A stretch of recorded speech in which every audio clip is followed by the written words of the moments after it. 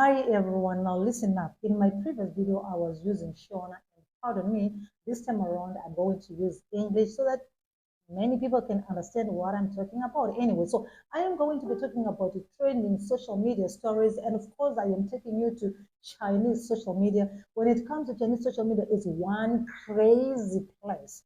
I am talking of Douyin, I am talking of Weibo, I am talking of WeChat, I'm talking of Meipai, different kinds of social media platforms in China. They all bring out the crazy stuff.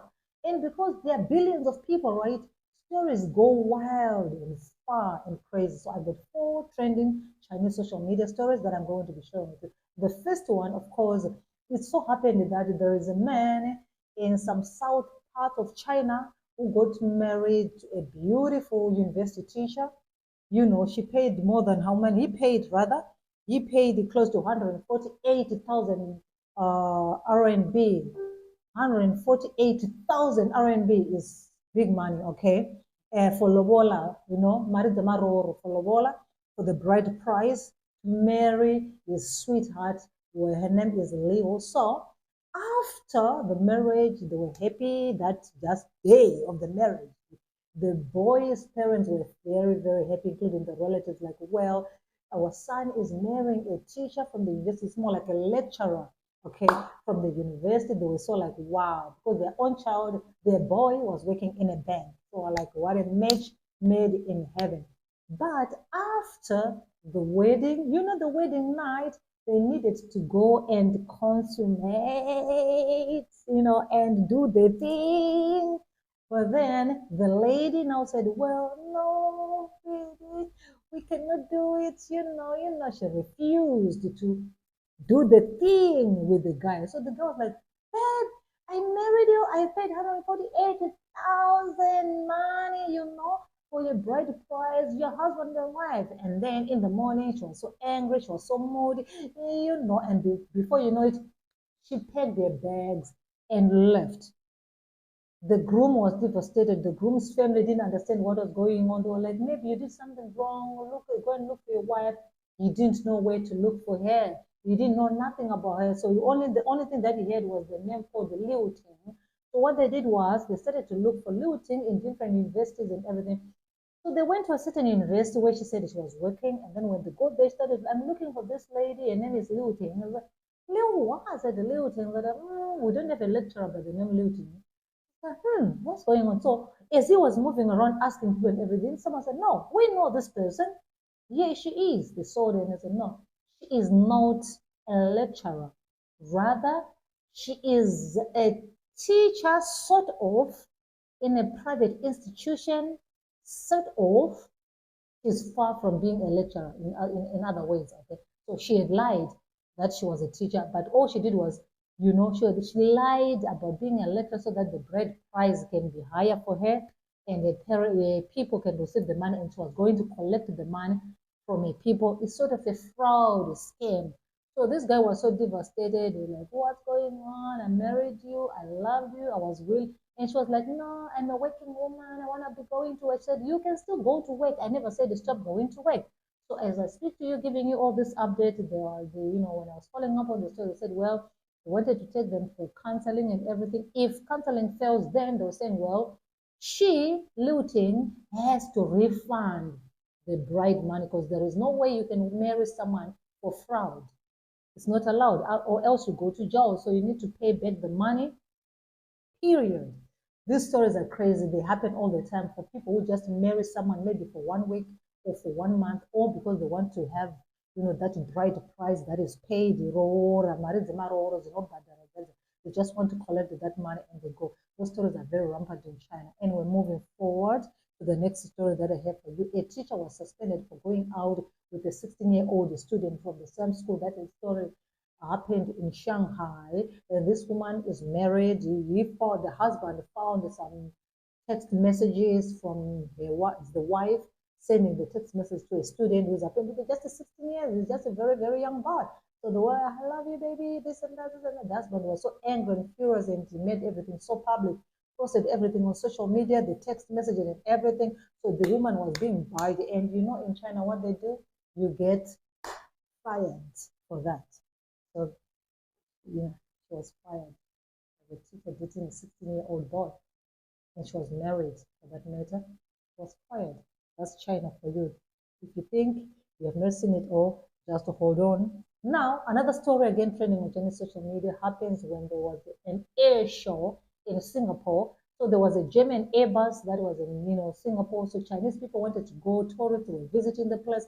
Everybody was visiting the place to go and see different flights and everything, all those kind of stuff. But guess what?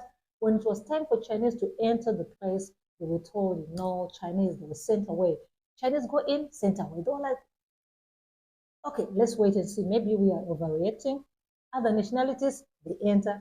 Other nationalities, they enter. If any Chinese go, if they want to enter into that plane that is the German map, and they're like, go. So this is segregation. Why are you being so like this to us? So it was shared on Chinese social media. It went wild.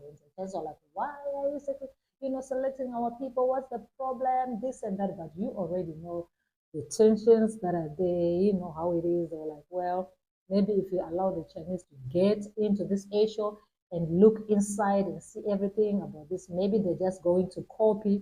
They're very good at being able to copy and make it better. So when I was looking at the comment section of that story, a lot of people are like, well, maybe let them just look. If they can copy, they can make it better. Chinese are very good at improving things and making them better, and you know the story. So that's another trending story on Chinese social media.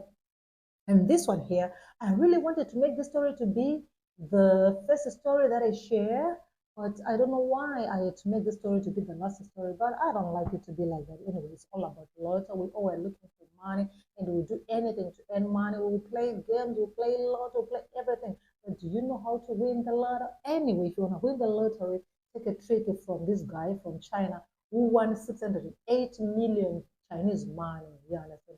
I am forgetting how much it is in US dollars, but just to know that it's plenty of money, plenty of millions of dollars in US money. Okay, so what they did is they bought 133 tickets with the same number. 133 tickets with the same number that they played, and that number one. So what it meant was, because that number one, it meant all the 133 tickets won.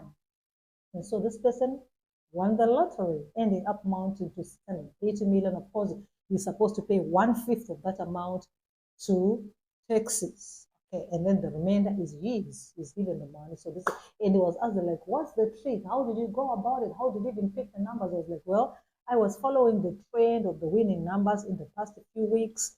So I tried to say, okay, this is how they're winning these numbers. This is the trick, this and that. I picked some numbers, and then he said, he added his own lucky numbers on that number, and then the 7 numbers came out and he won. So all his 133 tickets he won because they were all similar. He said each ticket he bought it for 2 yuan.